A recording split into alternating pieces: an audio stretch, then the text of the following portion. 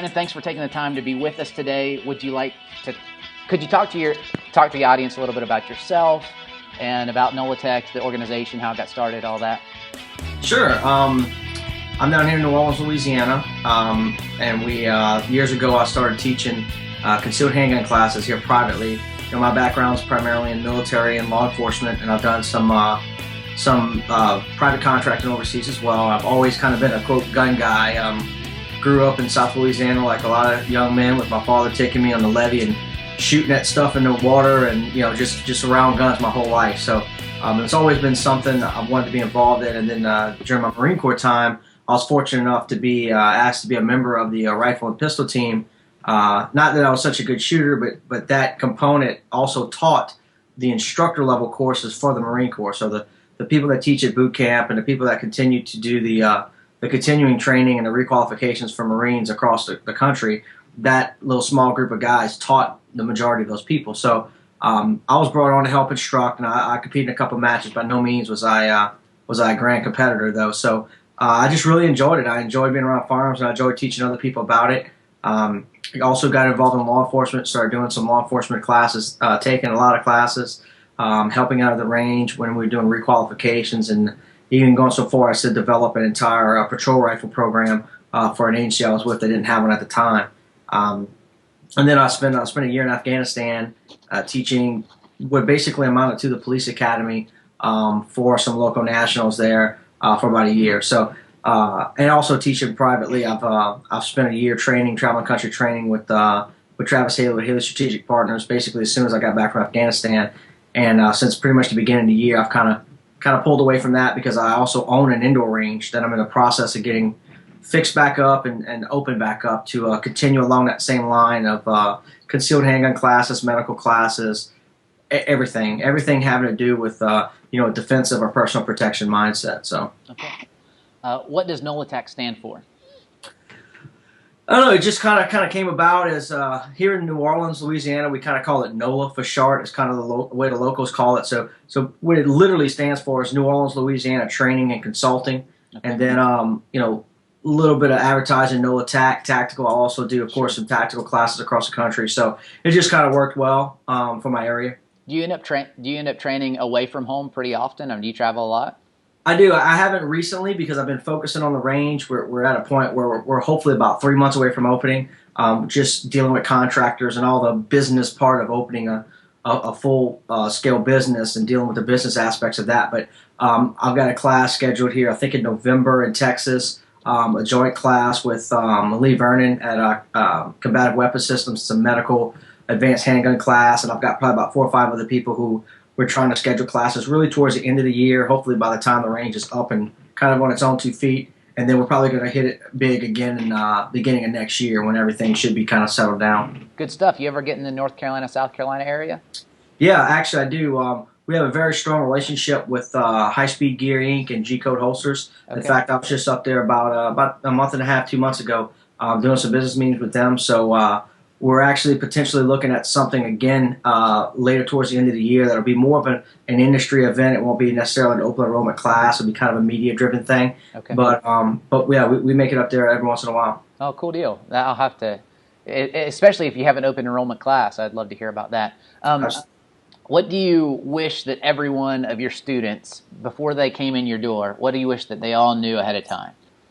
Wow. I kind of break my students up into 2 groups kind of in my head because I kind of do 2 distinctly different things. There's that kind of entry level, like this weekend I've got 2 concealed handgun classes going, and the overwhelming majority of people are people who've never taken a single lick of formal training. They're just bought a gun or think they are going to buy a gun or got handed down a gun and they just want to get their permit. So they are literally a clean slate. So for those people, quite honestly, I don't want them coming with anything. I want them to come with an open mind, just ready to listen and learn and see what applies to them. That other group is kind of going to be the more advanced end of the spectrum. It's going to be those people who already have some training under their belt. Those are kind of the more tactical group, so to speak. These are the guys that come to the open enrollment 3-day handgun carbine courses across the country. And I really would like the same thing from those guys, quite honestly, as an open mind. That being said, by no means am I asking them to forget whatever they've experienced before, because that's all very important. but to come to the class with an open mind to try it out, because it's not that it's necessarily better than what you already know. It's different, and you may find where, you know what, I like this piece, let me pull this out of what I do and plug that in. And that's kind of how I look at knowledge. It's kind of like a big Lego set. You know, we don't all have all the same pieces, and we're not all going to build the same thing, but we all have the same opportunity and capability to build whatever we need to build. We just got to make sure we got the pieces. That's a good point, and it's really interesting. I mean, I'm in a situation where I end up teaching people a lot of the time, and, you know, teachableness is always helpful no matter what you're trying to teach, but our shooters in general, especially those that have experienced some training, more likely to be less teachable or think they know what's going on, that are in that second group? Are they less likely to be open?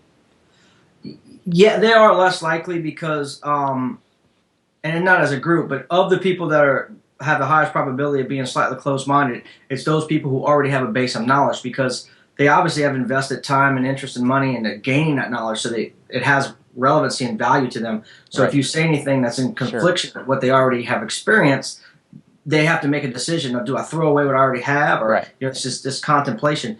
And in the firearms training community, there is certain cult of personality where you know, people will get wrapped around one particular guru, and anything that deviates from the mantra of that guru is garbage. And they're very protective of that image of that person. It's kind of weird, but you know, that's what I've experienced. And it's you get people who come from certain schools of thought. Now there's people who say, you know what, I really like what this guy teaches, and he's a 99% solution for me. But when they go to another class, they still remain open-minded. They're not combative. They're not argumentative. You know, they play along and go through it the way the instructor wants them to. But there are all those people who take another course just to try to pick apart what's wrong with that other course based on what they think is right with the other one. That's interesting. Kind of with that in mind, kind of walk me through your idea of an appropriate scope and sequence, thinking with kind of a teaching model. If somebody's a novice, a newbie, and they're going to get to this place of proficiency, specifically with concealed carry in mind, a responsible citizen, how would you take somebody that's a blank slate and get them where they need to go? What steps? Are you talking about like as far as a sequence of courses they should take? Yeah, sequence of courses, scope and sequence, kind of a training plan. If you're just starting out, where would you go? What I would generally advise people to do is for, you know, I had a call this morning. The lady's like, hey, look, I just need to take a beginner course. She's like, I've never fired a gun before, and you know, I was like, well, what I would recommend you do is take our concealed handgun course first. Well, I don't want a concealed handgun permit. It's like, that's fine. You don't have to get the permit. But by the way the course is designed, it covers enough of a broad spectrum of information that's all very important. I could certainly take her for a 2-hour or 4-hour private session and teach her a lot of manipulations, but the manipulations come secondary to in real life to the decision making before it. So what I generally advise people to do is take whatever, no matter how BS it may be, take whatever your state required course is to get your permit, because thinking that, you know, in that 3-fight sequence of there's the physical confrontation, be it a gunfight, knife fight, fist fight, whatever that you have to survive. There's also the legal battle, and then there's also the emotional battle. So looking at a problem and knowing I have to fight those 3 battles, if I have to fight the first, then I want to prepare myself with the mindset and the tools and the skills to win them all. So with that kind of being laid out, take the state-required concealed handgun permit course, because no matter how BS it is the state-required course, and it is the standard. So you're at least in compliance with what the bare minimum is. It doesn't matter how many hours of super high-speed tactical training you have. If you haven't even taken the state basic course, in a courtroom, that is going to be a point. You know, oh, you didn't even want to take this course, but you want to take all that. So first, state-required CHP course.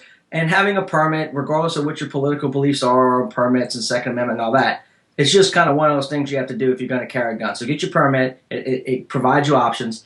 Then the very next class should be a quality defensive handgun course. A level 1 basic, whatever that instructor calls it, how to actually fight with the handgun. Then after that, I would have people take a medical course. How to deal with gunshot, you know, any type of major trauma, not a CPR. I mean, you should take a CPR course as well, but in the context of what we're talking about, how to deal with major trauma, because the reality is you're going to need medical training before and more often than you'll ever need handgun training. Sure. So get it. After that, I would have them take some type of force-on-force based course. Craig Douglas, South North, does a great course. ECQC, Extreme Close Quarters Combat. You do a little bit of live fire training, but the majority of it is literally dirty with Sims guns in each other's faces. How the majority of fights civilians find themselves in happens. After you've got all that done, those 4 courses, then you want to look at something like a less lethal course, like a pepper spray course, or just a general use of force course. The legal aspects and all the parameters of using force in general, or possibly a verbal de-escalation course, like a verbal judo class, or anything that's not gun related that helps in the decision-making process up until a gun is needed. Did you say verbal judo? Yeah, that's a there's actually a book out there called Verbal Judo. It's just how to talk to people, how to de-escalate situations, and in fact, I got it around here somewhere. Yeah, I'll Google it. It's a good book. Yeah, in fact, it is right here. You know, here's one of them. This isn't the exact one. This is a rather old one, but the verbal art of self-defense. Okay. Because again, if we can't avoid it, right, we want to try to de-escalate it. So absolutely. That's ways of doing it. So after you've done all that, take another defensive handgun course, then go play with whatever else you want to. If you want to start taking carbine courses and shotgun courses and all that, that's fine. But not until because again, a lot of people like to do that stuff because it's fun and it's necessary information. But really, when are you going to really use a carbine in the United States? But I mean, it's just not statistically probable. It's not impossible, but you're more than likely going to need that handgun. So be absolutely proficient with that handgun before you start stepping out into other stuff. Okay, super. I appreciate it. No problem. So I think from a video that I saw of you in the past, I think you're kind of a Glock guy. Is that true? For the most part, I mean, that's generally what I carry on a daily basis. Sure, and I like lots of other guns too. I'm not like but I'm a little bit of a Glock guy. I enjoy them. They typically go bang for me, and I appreciate that. But I have a lot of friends that are getting into the shooting sports. Maybe it's political stuff, maybe it's whatever, but it seems like I get asked about a gun more than I ever used to. And some of them just have a disdain for polymer pistols. I mean, they just don't want that. And I'm not the kind of person to say, oh, you know what, everybody's got to have the same solution that I have.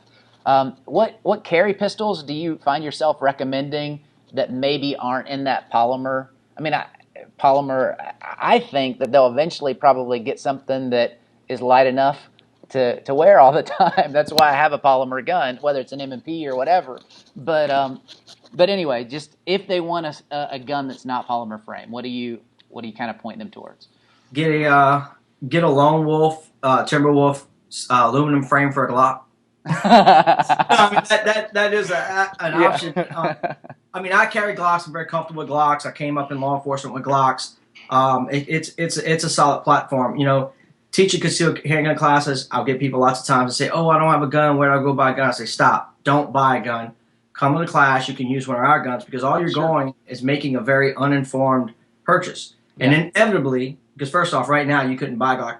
Generally, if you want to anyway. Yeah. So you're going to get something else, and you're going to realize after you go through this course and you actually shoot it, maybe that's not the best option for you. It may not be a bad option, but it may not be the best option. As far as, and I was that guy. When I first came into law enforcement in like 96, the first gun I bought was actually a Ruger P89. Yeah, buddy. For about 2 weeks to a gun show. And I saw that was when polymer first started kind of coming out, and they had a Ruger P95, which was a polymer version. Yeah, I'm right with you. I got you. Yeah, I'll try that. And then within 6 months of that, I bought a Glock from a guy, and I didn't even really know what it was. It just the natural progression. I really do think polymer is where it's at for many reasons. Just for convenience, right? Yeah, just for convenience, for easy. And another catch with polymer is it's not so much polymer as it is striker fired. And polymer and striker fire kind of became popular at the same time. Right. And you don't see a whole lot of steel striker or non-polymer striker fired guns. So what I generally advise people is, polymer, striker fired, 9mm for most people, unless you just got a reason you got to have something else. I look at bullets as problem solvers, and the more problem solvers I can have, the better. Yeah. When you look at modern defensive ammunition, the gap between a 9mm and a 45 is only worth arguing about on the internet. So, and I try not to get involved in those too often. Yeah, but, me too. Some of the good ones out there, obviously CZs, SIG makes great handguns. I'm working with a new company now, Lionheart Industries. They got some guns that got a unique kind of action system to them that I'm checking out. I haven't actually got my hands on one of those yet. Is it pretty? What do you think? Yeah. Oddly enough, we've got two of them at the range, and we got one of the owners stopped by this week or 2 days ago. He was in town on a business trip, so I got to spend about a day and a half with him, and he really ran me through it because I had some questions because it's they've got that different mechanism. I'm trying it's not double action, but they call it double action plus, and basically what it is it's the trigger travel distance of double action, but without the weight. Right. So, and it's a different feel. It's kind of like if you were shooting an H&K limb, or it feels different. If you're someone, I'll be honest, it sounds like a gimmick to me, but I might be. It did, and that's exactly where I was at. I was like, but the what I've seen looking at them, I put a few rounds through them, nothing to really make a determination, obviously, but they're extremely well made. The attention to detail and the quality is very high. I mean, it's just a first class operation. You often get a gun that's got all kind of miscellaneous crap they put in a box as a market. I mean, everything about their setup is first class. The only issue I have is figuring out the viability of that action system. First off, is it bad? Is it something that's going to hamper things? If it's not something that's going to hamper things, is it something that's going to help things? Does it add to the equation, right? Right, that's what it is. If it is going to help, how much is it going to help? And is that amount of help worth for a guy like me who has all this time on a Glock to try to retrain that whole thing? But as someone for home defense or a new shooter, just looking at it without, I don't think it'll be an issue for anybody that's not going to have to overcome a lot of previous training. So. As far as dimensions and is it actually size of a Glock 19? I think he said 3 or 4 ounces heavier than a Glock 19. Okay, so yeah, it's doable for sure. Yeah. All right, cool. So you kind of already answered this question, but just to have it on the record, you do think that somebody after they have their CCW should take additional training? Yes or no? Oh, absolutely. CHP is the first step in a long journey. Right. Okay. Yeah. And you kind of already outlined what those steps would be, so I won't re-ask that question. I just want to make sure that we're on the same page there. It's something that is a starting place, right? Yeah. All right. In your view, how can an experienced shooter or someone that thinks they're an experienced shooter objectively kind of gauge where they're at when they're beginning this process? Say they've got their permit, they've had it for some time, they have a history with shooting, but which class do I start with in this process? Where am I actually at? That maybe have some classes under their belt. How would you say you gauge your progress? Well, I know classes give you information and give you knowledge. Classes are training, and James Yeager says this a lot. And heaven forgive me for quoting James Yeager, but I like James. James is a great guy, but there's a difference between training, and a lot of people say it, but James really drives it a lot, is that there's a difference between training and practice. Right. Training teaches you what to practice. Right. Practice reinforces what you were taught if you're doing it right. So with that being said, someone that's an experienced shooter, or let's just say someone who has an extensive training resume, a training junkie, they can have a lot of knowledge. But if they're not able to take that knowledge and export it into results, it doesn't matter. Right. I have a whole bookcase full of encyclopedias. That doesn't mean I can utilize all the information that's in there at any given moment. So, which is the exact. I'm sorry, I didn't mean to cut you off. No, that's fine. I mean and then to your point of how do you gauge that? Speaking in a purely defensive context, it's really impossible, obviously, to objectively gauge it, because in order to measure something, you have to have a standard against which to measure it. And the standard in the defensive world that we're setting is survival in a real-life situation. And there's so many variables situationally, physiologically, in any one specific, it's just impossible to objectively gauge it. Now, are the things we can kind of see where we sit? Sure. I mean, a lot of people, some trainers are totally against competition. I think as long as you're someone that has a conscious mind to understand that competition is competition. Right. I mean, I go play laser tag with my nephew. I don't run around there thinking I'm in a gunfight. Right. I know I'm playing laser tag with my nephew. So it's if you can go to a competition and basically take your mental switch and switch it from tactical click to competition and enjoy it and have a good time, and then go back and pull the relevant training stuff out of it, that's awesome. Yeah. Well, let's do that. Let's kind of strip the tactical defensive mindset from it for just a second, and let's just talk about gauging where you're at as a shooter in general. So I know that that's a big part of the training, but I guess the heart of the question is, when am I ready to take? Say I'm post CCW. I've taken some of these medical classes. I've taken the first level class. But like you said, that class is to train you how to practice. So when am I ready to take that next class? It seems like there are a lot of kind of class junkies out there. Oh, yeah. When am I ready to take that next one? And look, there's nothing wrong. I mean, I'll be honest with you.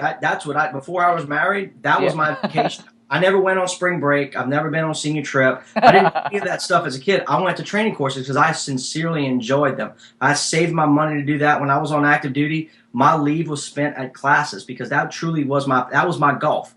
So there's nothing wrong with that. I'm not trying to, demonize that. It's just that it's a mindset switch. And as long as you don't leave your 2,000 hours of professional training and think that just by virtue of having 2,000 hours, that you're trained, that's the disconnect. Is a lot of people, I mean, I'm sitting here, I got a 3-inch binder full of certificates that I keep, oh, great, I got certificates. That doesn't mean anything. It's how much knowledge was I able to take from those classes. I mean, it's really obviously an individual comfort thing. What I tell people too is I oftentimes, not that I'm any superstar, but obviously I've taken a lot of training. I still go take, entry level, basic level classes from people because you can learn something from everybody. Right. Most of those classes, if they're well structured, focus on the fundamentals and the basics, and you always want to revisit that and affirm that. And as an instructor, I mean, quite honestly, I want to see what these guys are teaching because they may have a way of articulating a point that gets across to a student in a way that the way I'm articulating it's not. So I would say when you take a class, if you leave it and you feel confident that you've gotten, say, 80% of what that instructor was trying to pass, because you're not going to get all of it, and you can go home and you go back and take a next level course of whatever.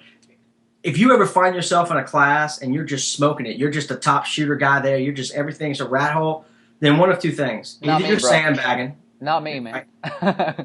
Or it's time to move on. I mean, there is a time where your skill level gets to a certain point that, you need to start. Because the only difference between a basic class and an advanced class, they're both fundamental classes, just that the advanced class is doing it generally at a higher pace, a higher, unorthodox. You're just adding variables. All you're doing is tweaking the variables. There's no substance difference between a basic and an advanced class in a general sense. Sure. But you don't want to go, if you're me, you don't want to go slow down a group of people that are in that higher group, If it's a good instructor, you won't. Okay. I can tell you I have a POI for my courses that I teach, basically meaning if I'm teaching a 3-day handgun course, I would like to cover this stuff, but it never, ever, ever follows that POI. Because I may get there and it may be, 16 cops from one agency, 4 dudes that work at the same computer firm, 2 soccer moms, and a lawyer. Yeah. So there's going to be different skill levels. An instructor that understands his content is going to be able to push each of those people independently at their own pace so that everyone feels a push, but no one gets pushed over, and everyone's feeling a push, and no one feels left back. Absolutely. Well, thank you. Do you think a defensive shooter, and I think we kind of got to this, a defensive shooter is best served to train widely or to train within kind of a specific set of, like a network of instructors, or to train statically, just one school? I would take classes, and I do, and I recommend people take classes from as many different instructors as you can. I'm not saying don't ever take the same guy twice. Yep. If some guy just really you have a connection with and you're like, I'm really understanding the way he's doing it, by all means, take other classes from him. But don't become absolute and only taking it from one particular person and drinking one flavor. I love Kool-Aid. I just drink the same flavor. So, sure. And I even tell it, and I'm probably my own worst advertising, is I tell it in every concealed handgun class. I tell people, look, there is no question in my mind that I teach the best concealed handgun class in this state, bar none. That being said, if you don't want it to, when it comes time for you to renew, I'm going to tell you it's in your best interest to go take another instructor's class. The only thing, and I ask, is call me first, because I know most of the guys out there that are cutting corners and doing shady stuff. So if you say, hey, Brandon, I want to take your advice and take someone else's class, I'll give you 5 or 6 guys that you can pick from that I know teach a quality class. It's not going to be exactly like mine, but it's going to be quality. And what that allows you to do is get those different viewpoints, because they're going to be the same basic content because it's a state-regulated course. But that guy's going to have different life experiences, different examples, different analogies, different power. Things are going to connect with you that he presents that even though I said the exact same thing, it didn't connect with you. So, no, to answer your question directly, take classes from as many different instructors as you can, because what it's also going to help you do is learn instructors. Learn how someone presenting information either does it well or doesn't do it well, and it'll help you make future training purchases more educated. Cool. With that said, what's your who'd be on your short list, maybe on a national level, if they came through town and you got to take their class? I've taken it from a lot. I mean, some of the guys that I would recommend, again, looking at it from a handgun, defensive person, CHP person, I would definitely recommend you take a class from Tom Gibbs at a range master in Tennessee. What's very unique about Tom, other than the fact that he's old as dirt and been doing it for a long time, he is the only instructor, to my knowledge, that has a particular set of data. And what that data is that over the 40 or so years that Tom has been doing this professionally, he has had over 60, I think at this point it's 62 students that have been involved in confrontations, shootings, and that's not even counting the ones that have, this is just the people that pulled the trigger, that have come back to him and reported. So he's got a body of data directly about civilian use of force in the real world. Because the other problem is that the only video and things like that we tend to have, except for the occasional security cam footage, is law enforcement dash cam video. And while there's certainly information to pull from that, the context and the impetus that law enforcement encounters start and center around is completely different than the average armed citizen encounter. So while they're not useless, they're also not directly relevant. Tom's data is. And, as anecdotally, of the 62 students that, last time I talked to him that he's had been involved in encounters, 60 of them survived. The two that didn't survive didn't have their firearm with them. You said Tom Gibbs, right? Tom Gibbs at Range Master in Tennessee. And it's not some super high speed. He does it at his range is an indoor range. It's all indoor. At his place, of course, he travels. I've taken his basic, defensive, I think he calls it combat handgun or level 1 course. And I've also taken his advanced instructor course. Great guy, great information. This isn't some high-speed, low-drag stuff. It's real down-to-earth information you need, great mindset, it's a great beginning-level course for someone, defensive handgun. Good deal. Along the medical course line, I would say, Lee Vernon out of Combat Weapon Systems, Kerry Davis with Dark Angel Medical. He is, both of those guys work in the medical field. I haven't taken Kerry's course. I've done some other stuff with Lee. We're going to be putting on a medical course later in the year. Obviously, I wouldn't be partnering with him if I didn't think he was, someone that I wanted my name associated with. But everything I've ever heard from people I highly respect have said nothing but positive things about Kerry's course. So I would definitely recommend Kerry's course. On the Force on Force, Craig Douglas, he used to go by South Narc on the forums. He's a retired Mississippi PD guy or Mississippi police officer, narcotics guy, and he basically teaches the in-your-face stuff. He's kind of the gold standard when it comes to Force on Force. I've taken his ECQC course. That is a course that you absolutely want to take more than once because it's scenario driven. So no matter how many times you take it, it's never the same course because there's different. You're fighting student against student, 2 against 1, 3. I mean, it's go there, make sure you eat a good, drink water the week before, a whole week, get good sleep because it is a physical course. That is the closest thing I have ever been involved in to real life in a training environment. And then along the less lethal side, obviously any tool you choose to carry, you should really have training in it. So if you're going to carry a taser, take a taser user course. If you're going to carry pepper spray, take a pepper spray user course. understand your tools and how to use them. Also, those verbal judo de-escalation tools. Lots of times, local universities will have some little one-day or half-a-day seminar on, stuff like that. Just scour the internet. You just got to stay on top of it.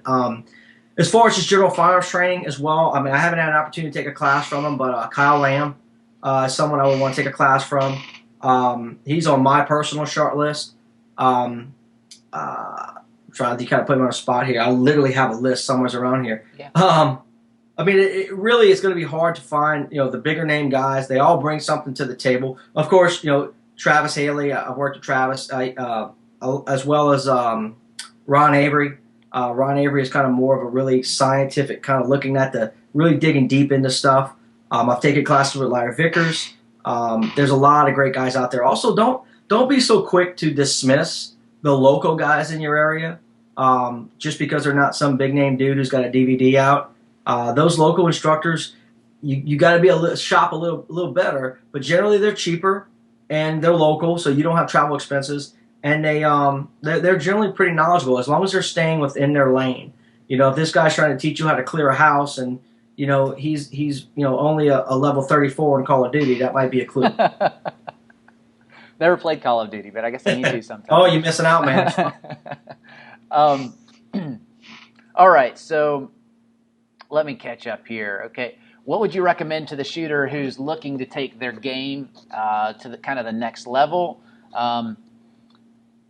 rather than just maintain? So I think we kind of touched on this a bit already, but what does it take to really make progress when you're at a place where every kind of thing that you learn, it seems like you kind of plateau at some place, and to push through to that next level, how would you say that you would mix it up to do that? Really, it all comes back to mindset. You've got to be someone who's honest with yourself and has a true, just a true understanding of where your skill level's at. Kind of have your own little come to Jesus moment, if you will, where you just really look at it for what it is, and then just push that. It's really, obviously it's going to be different for every person. When you feel like I got this, that's probably a clue it's time to go to class, and someone will probably quickly set you in your place because it's highly unlikely you're going to be the best shooter in every class you go to. I'm not the best shooter in every class I go to. And it's just, I think that's a question that ends up answering itself for most people, because once you get a class or two under your belt and you're around other shooters and other students and you start to see their mistakes and their successes, you start to get this kind of collective awareness of where you're at in relation to your peers, for lack of a better term. Now, we want to be careful about not judging ourselves directly against other people. Then it just becomes a contest, and you're not taking into account that dude's physical limitations, his prior experience. So, but using that collective information to kind of give you a very rough estimate of where you're going. Again, if you're shooting a course and you're just smoking everything in the course, you're 100% accurate, you're 100% getting times, then yeah, you're probably sandbagging someplace else. Or maybe that particular course is being moved at a little bit slower pace. Maybe it's time to go up a level to another course. All right, man, thanks. In my regular life right now, I'm sitting in my office. I'm a pastor, and so bear with me, but I'm going to jump into Scripture real fast. I hope that's cool with you. But Proverbs 22, verse 3, I'll just kind of paraphrase. It's one that's really familiar, whether you're a Christian or not. I think it introduces the concept of mindset, which you've touched on a number of times already. And it just basically, it gives us this idea that the prudent man, is the one who has a high enough level of awareness that he sees evil coming and he avoids it. He makes preparation prior to getting into that. You could even say he takes cover, would be an appropriate translation to Proverbs 22, verse 3. So how highly would you say that mindset, how important is mindset in this conversation? I would say mindset's the most important part, because as you just said, avoid is the first option, and it's the preferred option, because it was my good friend and personal mentor, Mr. Miyagi, who said, best way block punch, no be there. And that's the best way to win a fight, is to not get in a fight. I mean, absolutely. We teach that, we drive that is avoid, and of course, don't go looking for trouble. The problem is that trouble sometimes has a mind of its own, and no matter how hard you try to hide, trouble will find you. So what we do is not that we're trying to prepare ourselves to go deal with trouble, is that we're trying to prepare ourselves that when trouble backs us in a corner, we're prepared. There are a lot of things in life like that. I mean, I hope I never use, I'm looking across the room right now and there's a fire extinguisher. I hope I never use that, but I'm going to have it, I mean, is that kind of what you're talking about? If you were to boil it down to its base elements, that's exactly what it is. And you can make that same analogy with a fire extinguisher, a spare tire, insurance, anything. It's there in case we need it. Now, the benefit of firearms and training is secondary to the ability, and I really shouldn't say secondary, but in the context of this conversation, secondary to the tools it provides us to defend ourselves.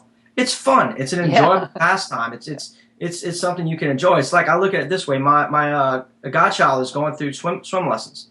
The reason, and he's less than 2 years old. He's 2 years old. So he's going to swimming lessons so that if he falls in a body of water, he can save himself. Sure. But he's having fun. Right, absolutely. So because of that life-saving skill, it's also given him an outlet to enjoy himself. And who knows, he may become an Olympic swimmer. Sure. But it all started because it was a smart thing to do.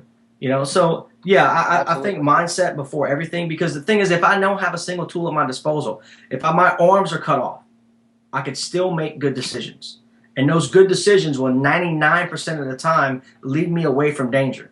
It's that 1%, that less than 1%, when we've done everything right, but yet still evil decides to knock on our door. And we don't answer, and it still decides to kick our door in, and we back up into another room, and it kicks that door in. Well, at that point, now evil has made a decision that it now wants to, take on what it's brought, and that's where, that's kind of where I sit at it. Yeah, and I'll be really candid.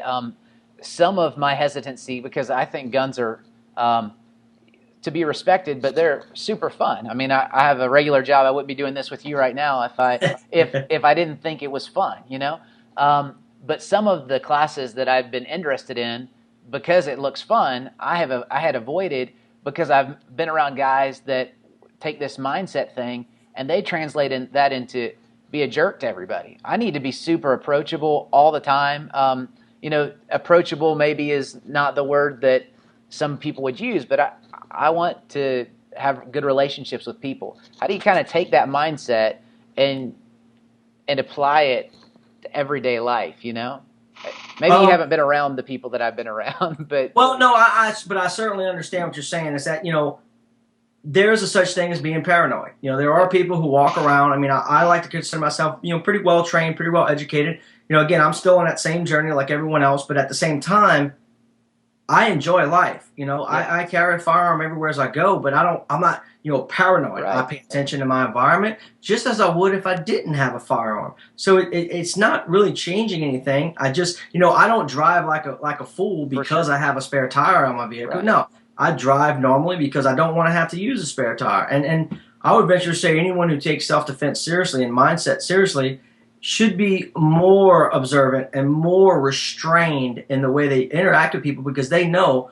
worst case scenario, there's at least one gun involved, the one you got with you. Sure. So if you can avoid that gun ever having to come into the equation, that's a win. But yeah, the other thing is that I don't think people should, I understand what you're saying about being approachable, and we certainly want to be friendly to people. And the thing, there's a distinction though between friendly and kind. I do think that to a certain extent we are too friendly in that we open ourselves up to attack. Another great book to read is The Gift of Fear by Gavin DeBecker. Okay. Now, before anyone gets this book, I want you to open to Appendix 3. Don't read it. Just take a razor knife and cut it out.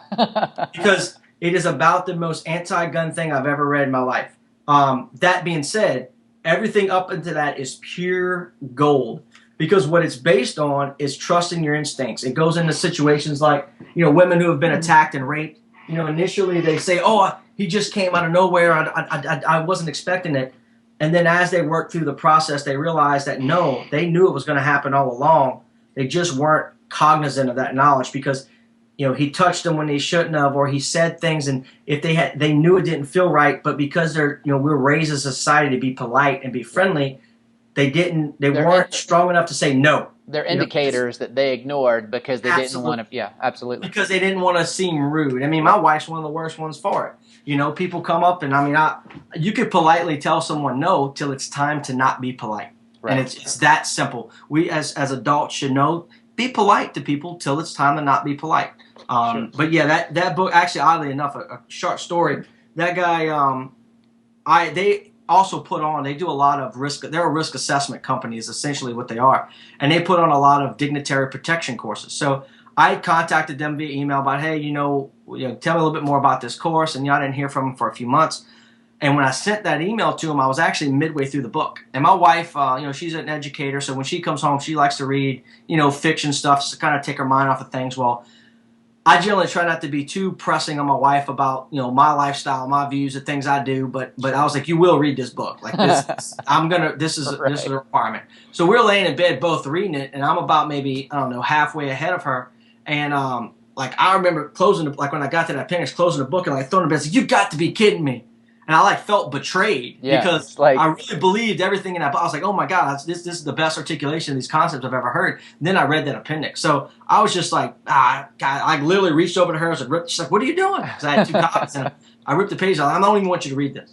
But anyway, they sent me an email back. And by that time, I was like, I wrote a very professional but scathing email back saying, I find it very hypocritical that you guys teach firearm courses and da-da-da. And I just blasting them. Well, sure enough, about 3 days later, I get an email back from the president of the company saying, Mr. DeBecker, the author, read your email and, yada, yada, yada. Basically, we've looked into, who you are and you seem to have a pretty good grasp of this. We'd like you to actually think about rewriting that version for the next release of the book. So I was like, okay, that was not the response I was expecting. Yeah. But they were very open-minded about cool. it. It was just... It was just good because, like I said, everything in that book talks about trusting your instincts and reading those cues and those pre-attack indicators and that kind of information. Like that book, if that book could be put into a class, like a 2-day class for defensive-minded people, it also goes into things like restraining orders and how they don't really work and all this kind of stuff. But that class is kind of that mindset we were talking about earlier, that de-escalation of force or use of force type information that could keep people from picking up things and maybe decide not to go into that store or not to engage that person and just walk away. Sure. Yeah, that's super helpful. Let me see here. Okay, so modes of carry. What modes of carry would you recommend? Depends on body type, I'm imagining, but what do you like?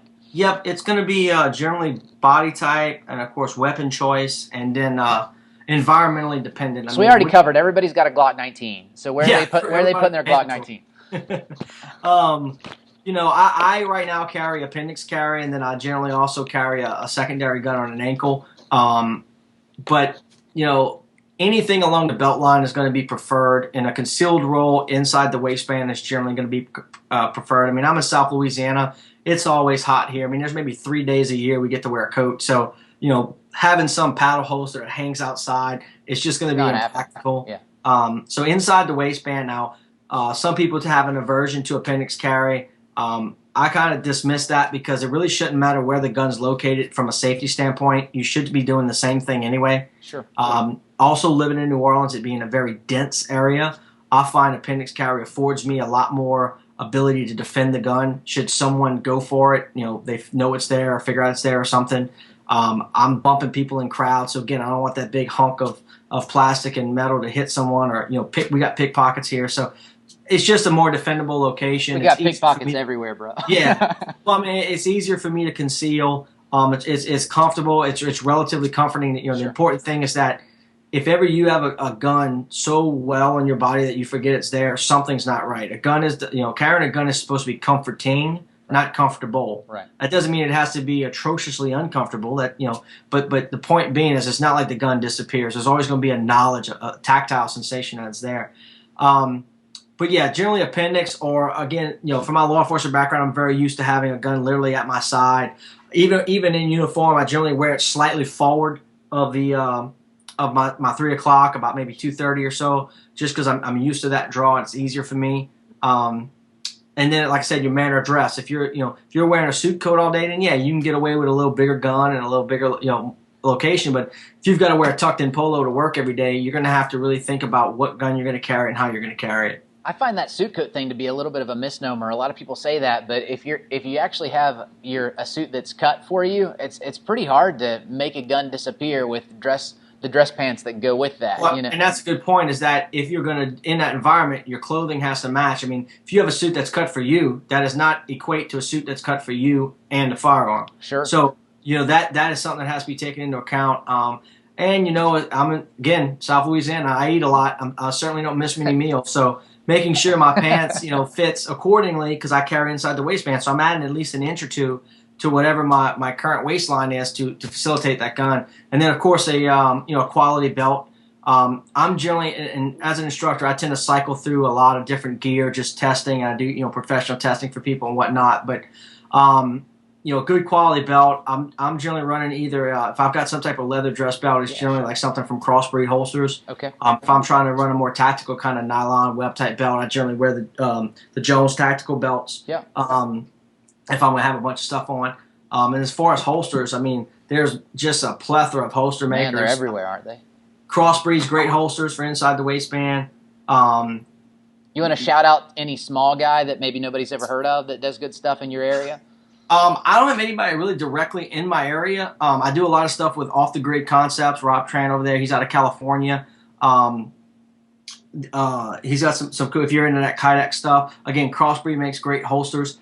I don't own one, but I've seen a lot of them. Cobleson Leatherworks makes some really, he does leather and Kydex, but he really does some true works of art. If you're someone who can truly, even though it's concealed and no one else will see it, if you're someone that takes pride in just a really nice looking leather holster, he makes some really nice stuff. He's truly a craftsman. There's just nowadays with the Kydex holster. Everywhere. Of course, yeah. What I generally carry is a G-Code Incog. It's a holster that we developed at HSP for us through them, and it's a great appendix carry holster. It also I'm real familiar with it. It's a great holster. It just works. I mean, and you can carry it wherever you want for the most part. So that's what I carry most of the time inside the waistband or a Crossbreed. Absolutely, that's cool. Yeah, and it's interesting that you said that. With a lot of the Kydex holsters out there, it seems like they're really made to be kidney or appendix. You can't really serve double duty with a lot of them, so it's cool that you say that one goes either way. All right, can you kind of blow our minds with guru-ness about stance? Can you talk to us about stance? Yeah, there's no such thing as stance. That's a lie that's been perpetrated across the firearms community. That's what I was hoping you would say. Yeah. I mean, and really, I kind of say that tongue-in-cheek, but at the same time, it's true. Speaking in a defensive context, we say stance, and the word stance, of course, comes from stand, which suggests a stationary position, which is awesome for marksmanship or precision shooting or whatever you're doing. But when we look at how gunfights actually happen and how we would like them to happen if we had control over them, they are not stationary by nature. You're moving, bad guys moving, everybody's moving. So this misnomer of stance, in my mind, I really wish it would be position, because I may be laying on my back shooting. So the important thing to remember about stance, or whatever you're going to call it, is that it really doesn't matter from the waist down. You can shoot. I could do demos all day long, standing on one leg, any kind of crazy contorted, thing. It's from the waistline up. It's managing your core and having everything that's actually interacting with the firearm as orientated to the threat as possible. Again, I may get hit by a car and I'm shooting with one hand as I'm falling down, but to the degree that I'm able to control it, I want to stay facing the target as much as possible. We've kind of gotten away from the Weaver stance for various reasons, and then just kind of working that isometric type of isosceles geared stance is generally what we teach people. Facing the target, punched out, head up enough where you could see. You'll see a lot of people kind of tucking in like that. That's fine. Again, it's going to be environmentally dependent. I mean, if I'm in my living room, well, I'm pretty much aware of what's going on in my environment, except the threat I'm facing. If I'm in Afghanistan, well, then I may want to know what's going on behind me a little more. Sure. Thanks. And to the credit of whoever came up with the word stance, I mean, we talk fighting stance and those kind of things too, and we're not going to hold still when somebody's bloody in our nose. So, Absolutely. But I got you. All right. So, can you talk sight picture? People talk point shooting. They talk front sight focus. They do all this stuff. What do you want to kind of bring to our attention?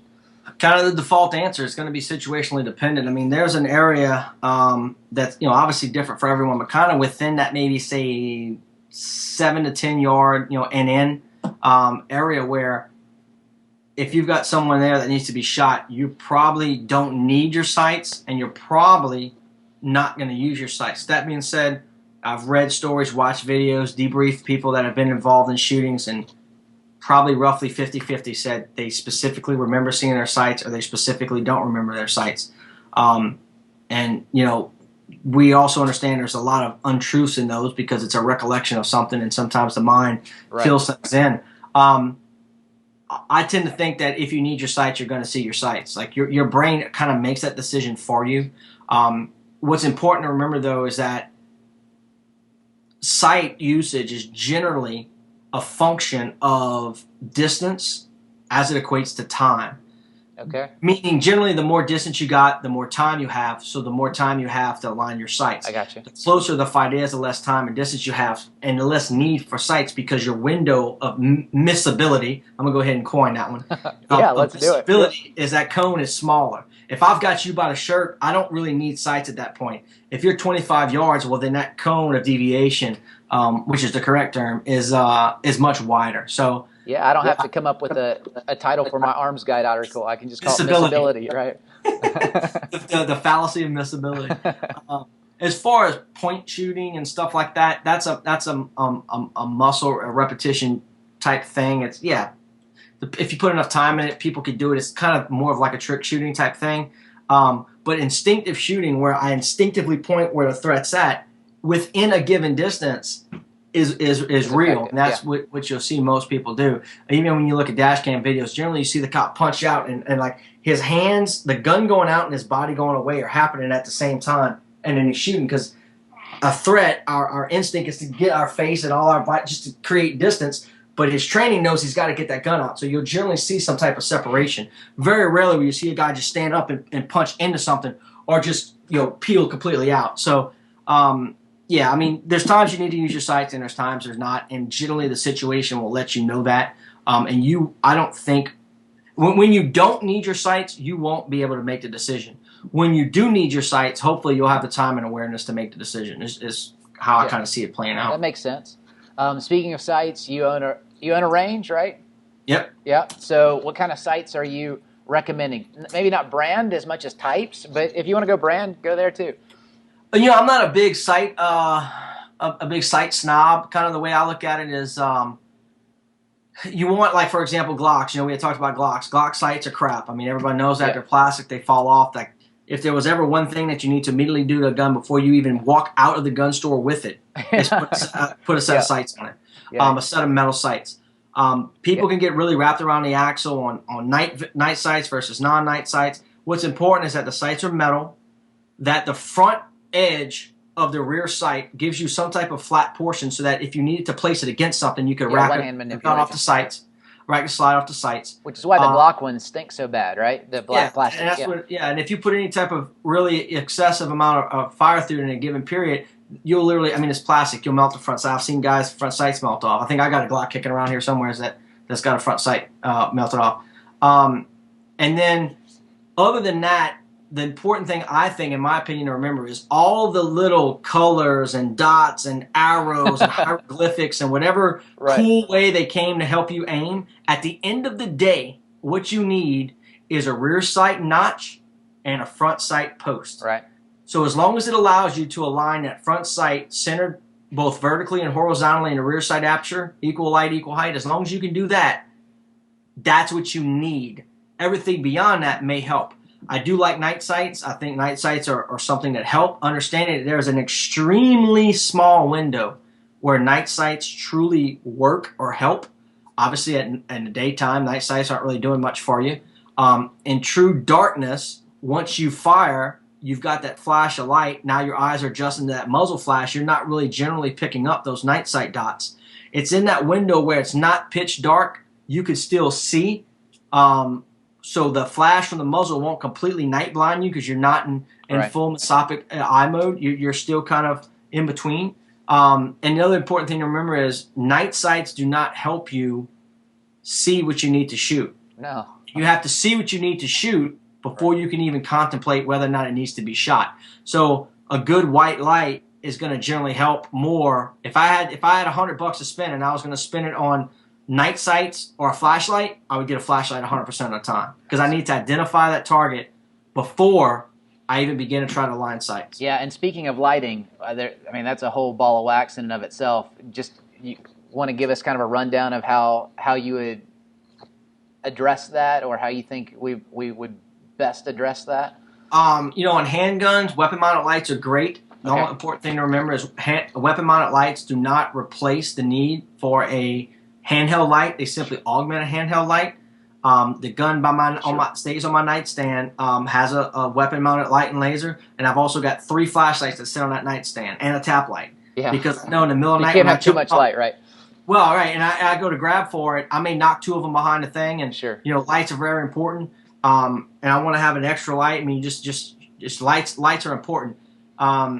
That being said, also, understanding how lights work in a given environment. If you're going to have a light on your gun for home defense, is that light potentially too bright, depending on the size and the colors? And I mean, there's a lot that goes into figuring out how to really run a light inside of a structure, particularly your own house, where the structure stays constant.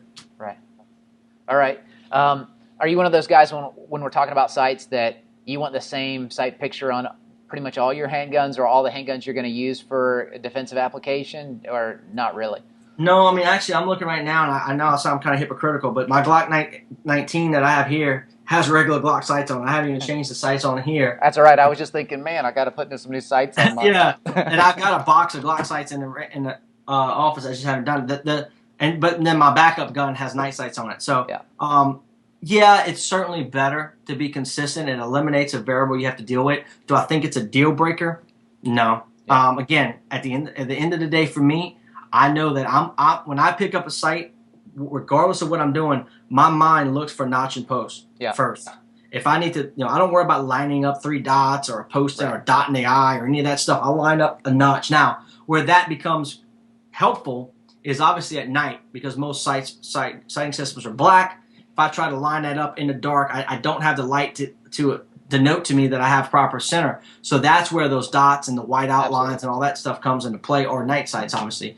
Is getting the sights aligned. That's all those markings and night sights help you do, is align the sights in relation to each other. They don't help you get more accurate by virtue. They just help you align the sights, if that makes sense. Yeah. So when we're talking lighting, and you mentioned handheld, weapons mounted, and your answer, if I understood right, was both, and as many as possible. If you only have money for one, get a handheld light and learn how to use it. Yeah. Okay. Cool. And when it comes to kind of techniques for using that in your home environment, is there one that you prefer, or? Again, that's going to be situationally dependent, and I think that's one of those things where you need to kind of, there's probably 14 or 20 different quote-unquote handheld techniques out there. That being said, what I do in my classes, I've kind of distilled them down into 2 main techniques or 2 main philosophies. You're either coming with the flashlight with an ice pick grip, where you're holding it like an ice pick, or if it's a light that's structured properly for that technique, you're using it like a syringe. Okay. And you're trying to get a 2-handed grip. Kind of the surefire technique kind of thing? Exactly, surefire Rogers technique. That's generally how, based on the light, most people are going to use it. Then which technique you use is going to be dependent on what brought you into that situation. For example, most people are going to be carrying lights that are tail cap activated. So as a law enforcement officer or someone just bumping the night at their house, you're not going to be walking around your house with the light in a surefire Rogers grip. You're going to be holding it like a normal flashlight, shining it where it needs to go. Right. So if all of a sudden, boom, the boogeyman jumps out from behind a refrigerator, you're not going to transition into a surefire Rogers and shoot. You're going to go, and you're going to shoot them with it still in an ice pick grip. So understanding, are we going to do a neck index? Are we going to do an FBI hold or some type of modified FBI hold? From that's fine. Now, if I'm doing a deliberate search where I'm literally got the gun out and the flashlight's in a surefire Rogers, and all of a sudden the boogeyman jumps out, then I'm already set up. Yeah. So it's going to be situation dependent in that manner, and that's kind of where we try to drive people is, think in that, and after that, it really doesn't matter as much. If I'm using an FBI technique or a modified FBI, right. 6 of 1, and with that in mind, it sounds like shooting one-handed and being really comfortable with that's really important. Is that true? Yeah, Yeah, absolutely important. And in my opinion, all shooting is one-handed. Okay. Just sometimes you have a second hand to assist. I got you. All right. This hand, your strong hand is shooting the firearm. Right. This hand is simply assisting it. So if I take that hand away, I still have everything I need to shoot that firearm. And of course, I can switch hands and do it the same way. So I try to develop in my students the mindset of everything you do is one-handed. It's not like you've got to learn how to do one-handed. No, you know how to do one-handed. You just need to learn how to take advantage of other tools is all it is. Sure. I got you. All right. Let's see here. So I'm a father with young kids, right? And we kind of have broached the subject of in our home and defensive applications within our home. Can you talk to me a little bit about parents keeping firearms around the house in a manner that's accessible for, the reason why they bought the gun, but is also not accessible to their children? Yes, that's a good topic, and that's another one that's going to be situationally dependent because it's going to depend on the age of your student, your children. Yeah, they're young. They're really little. Yeah. There's a point, and I'll tell you what I've done. My wife and I don't have kids yet in the home, so it's her and I. So obviously, I have a lot more laxed, situation here. I'm able to stage guns in different places and things like that. That being said, we of course have nieces and nephews and godchilds that come over. What I think is most important in the beginning is that as someone who's involved in the firearms industry, or even just has a love of firearms and has them around the house, your spouse or significant other may not have that same interest. So it's important that they understand, at least from a safety mindset, how to they don't even need to know how to fire them. But if I'm not home and my nephew's coming over and I've got this gun in that corner and that gun in that corner, my wife has to secure those firearms. So she has to be comfortable enough to safely handle them. And that's important. Yeah. Then beyond that, what we do is for example, and we're kind of coming to the end of this term, but one of the things I did, my nephew is my oldest nephew is 7 years old, or 11 years old now. I basically took the guns that I generally leave out. Obviously, my carry guns are on me, but I have a gun that stays on my nightstand, in my nightstand. My wife has one that stays in hers. So I took the gun, completely unloaded it, gave it to him, pulled out a $100 bill, and said, "I tell you what." And I've taken him to the range one time. He can articulate all the firearm safety rules. He understands what a firearm is conceptually, and he can explain that back to me. Sure. So I told him, if you could pull that slide back, we'll go to Toys R Us and I'll buy you whatever you want. Right. Man, look, that kid spent about 35 minutes. He was using teeth, his feet, anything he could. And what that exercise did for me was it showed me that it is a physical impossibility for that child to manipulate that slide on that gun. Okay. Obviously, he's going to grow to a point where he can. Okay. So in the interim, because before, what my wife was doing was when I wasn't home, she would just take all the guns and put them up in the closet. Well, the problem with that is the kid's a lot better at climbing up to the top of the closet. You can never hide something from a kid. Right. And when we go to bed at night, the gun's not easily accessible to her. Now she's trying to climb in the dark and get something out of the closet should something happen. So what that allows us to do is when we know they're coming over, those guns get downloaded so there's no round in the chamber, the magazine's inserted. There is no way those children can physically make that gun fire. It is a physical impossibility. All other guns, other than that gun that's being used, is staged right there for safety. And of course, that's in our bedroom. The door stays closed. We have an awareness of the children in general as well. They're not like they're left to run on their own for 2 hours. Really? Gets put away and gets locked up, or is on my person. So when we go to bed at night and I go to sleep, my gun is still there. It just does not have a round in the chamber. Okay. At some point, that's not going to be appropriate anymore. And what's going to more than likely happen, what I advise people to do if they have children living in the home, is go to something like a gun vault, some type of safe that you can manipulate. Because again, it's not there to stop someone necessarily from stealing it. It's to stop unauthorized access. So, but that sliding scale of unauthorized access and access to you has to meet at a point where you're still comfortable utilizing it as a tool for defense. So I found those gun vault biometric ones where you can just punch in like a 2 or 3 letter code and it pops open. In most situations, if you're doing all the other stuff, because again, the gun doesn't solve all the problems. What it does is it helps you. What you need is all the other tools, like a monitored alarm system. Right. Locking your doors at night, because when that front door crashes in, you've got a couple of seconds before someone gets to you. So that's where that couple of seconds is built in to get into that gun. But if you don't have an alarm or you don't have any of those early warning alert systems, you've now just compressed that time you have to become aware of what's going on shake the cobwebs out your head, and then get what you need to get. So yeah, absolutely. Yeah, super helpful stuff. Thank you for taking the time. As an instructor, pet peeves, what do you have? Well, like, what just runs you wild? I'm a pretty laid back guy, and I obviously can be very long winded. What sometimes happens is you'll get someone like me in a class that wants to tell all their life war stories. Right. And while there's a lot of benefit to that, and oftentimes it provides great fodder to address a topic, some people just like to hear themselves talk. So it's like there comes a point where you're now monopolizing it, and generally you can read it from the other students where they're just putting their head down like, oh God, not they this didn't guy. pay to hear him talk, right? Yeah, exactly.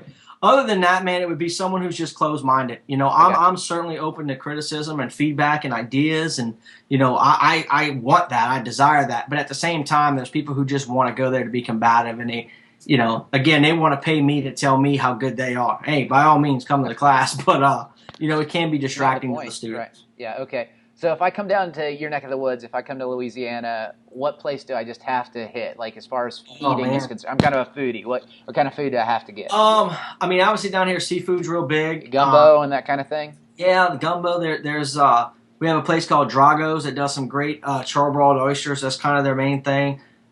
There's plenty of places here, depending on the season, where you can get boiled crawfish and stuff. Is there a place that's kind of hole in the wall? Nobody would go unless they were from that area. There's a redfish grill here. It's kind of a pricey place, but it's really, really, really good. It's a Redfish Bar and Grill. It's on Bourbon, kind of on the end of Bourbon Street before all the partying starts. Other than that, if you just see any little nasty, dirty-looking place and they sell po' boys, it's probably pretty good. All right, I will definitely check that out. When you come back through this area, if you hit me up, what do you like? I mean, we got crazy fried chicken. We got what are you into? I'm actually kind of a picky eater. Oh, I'm not a big vegetable guy. Okay. I'm kind of a meat and potatoes type of guy. I'm not a steak snob, but I certainly do appreciate a good steak. Yeah. Other than that, man, I do like fried chicken though. I will say that. And also bread. I'm a big bread guy. Like if I go to a restaurant, I kind of judge how they are with like the pre-meal bread. Like if it's some bread and if I go to a Mexican place, the chips and salsa. Well, let me just say we've got you covered, man. I'm out. If you like those things, we got you covered. When you're through, you just holler at me. All right. Honestly, I really appreciate your time, and I know you don't know me from Adam, so it's really cool that you took the time to be with us. We'll do all that we can to kind of promote what you're trying to do. It sounds like you're doing some really cool stuff. Before we split, can you tell us what's next for NOLATAC? What do you have in the works? Sure, man. The main thing right now is the range. Like I said, we're probably about 3 months from getting a range open. In fact, we hadn't even really done any concealed carry classes just because we were trying to really do in a range. But it's to the point now where we've got so many people that have just been ringing the phone off the hook wanting concealed carry classes that it's like, they're like, well, no, we'll wait till you open. I'm like, no, don't wait. Go take someone. I don't want you, because heaven forbid something happened to you between now and the time. Go take the class. And another benefit to me with that is people will go take someone else's class. And then I'll tell them, you're more than welcome to come sit in our concealed handgun class for free. Because while there's a lot of great instructors out there, there's a lot of them I know that aren't covering the stuff we're covering in the way we're covering it. So for you to come back and basically audit our course and tell me, you know what, that dude never even covered this, or you didn't cover this and he did, it helps make everyone better. I've got a group of about 5 or 6 instructors. They're doing your R&D for you, man. Well, exactly, and that's what it is, because if I try to do it myself, I can't take away my own bias. So if I take myself out of the equation and allow other people to just beat it up, it really truly does help make it better. Yeah. And I am not bashful about stealing stuff from other instructors. Yeah. I certainly try to give credit wherever I can, because at the end of the day, all an instructor is a vessel. Yeah. The information they got had to come from somewhere, which means someone had to teach it from him. So that person had to, the only other component to that is that instructor's own individual life experiences. And while those life experiences are extremely important in context, they are his individual experiences. So if I've been in 100 gunfights, that's 100 different gunfights. So while there will be common themes and things I can pick from that, they're individual incidents, and it involves me. So while I can tell you what my general impressions were from those, it's still not like, okay, you could check it off a list, or this is a roadmap of how yours is going to go. I mean, I wish I wouldn't know as much as I knew about gunfights from other people, but I've got guys that experienced tunnel vision, guys that didn't, guys that, just everything you hear about what you experience in a gunfight, I've heard of everyone either doing it or not doing it. So we know we tend to see these things, but to try to rely or go to a particular instructor, oh, well, he was a Navy SEAL or he did this. First off, what does that, how is that relevant to you picking your kids up at school? Right. Okay. I mean, it's just, you're not operating in operations. Okay. Just you're picking your kid up from school. Does that mean he doesn't know what he's talking about? Absolutely not. But, you know, look at it in context. Be honest with yourself. If I'm looking to learn how to bake a great cake, I'm not going to go to Popeye's Fried Chicken to learn how to bake cakes. I'm going to go to someone who bakes cakes for a living. But that doesn't mean the guy at Popeye's doesn't also make a great cake. It's just don't be absolute. There's a lot of great instructors out there that have no law enforcement military experience at all. But there's also a lot of guys that have a crap ton of experience. They're just very poor at articulating that experience in a way that actually helps people who aren't in that same mindset. But no, we're working on the range. That'll be coming. And then just traveling. Like I said, we're kind of taking it easy this year. We're really focusing on the range. And then probably in 2014, there'll be a lot more mobile courses going on around the country. We've got a lot of different media things we're working on. We're working with a lot of people, some different companies, manufacturers, as well as you know, the YouTube community. There's a lot of people out there on YouTube. There's a lot of reach to speak to people and get things out to people. So you'll be seeing a lot of stuff coming out of our YouTube channel, as well as some partnerships with some other YouTube channels who maybe don't have the same experiences we have, but they've certainly got the reach and the knowledge. So we're going to try to lend them some of our expertise, and you know, they're going to hopefully get our message out to other people, and everyone will get better in the process. So that sounds awesome. We'll be looking forward to seeing what comes out in this next year. And if you are in my neck of the woods, let me know. I'll try to pony up the dime to take the class. No problem, man. Just like I said, just keep an eye on the website. And actually, probably Facebook's the biggest thing to keep. And we do most of our communication of that type of stuff through Facebook. And we also have a forum, NOLATACforum.com. Yeah. We kind of use it as a communication hub for the range and classes, and it just kind of, it's something we can manage. But we do a lot of stuff through Facebook. We do most of our marketing through Facebook, and our industry partners through their Facebook page, and then kind of bring it all back to the forum where we, you know, disseminate whatever information is necessary for the class. And, you know, of course, things to talk about. I mean, there's plenty to talk about with the George Zimmerman case. I mean, politics. I mean, there's a lot of stuff there that, you know, a collection of minds is more better than just one guy talking from a pulpit, so to speak. So. Yeah, you're taking a shot at me now, man. I'm telling you. No, I figured I'd throw that one in there for you. Yeah. Well, a minute ago, you were you know, basically saying what the Bible said. You know, no new thing under the sun, right? So go out there and figure out what's out there. So anyway, no, I really appreciate your time. I really do. Thanks so much. I hope to run into you in real life sometime. But thanks, man. I really appreciate you. And hey, look, if there's anything else I can do for you guys, if there's any questions or you want to, you know, talk about different stuff, you know, don't hesitate to reach out, man.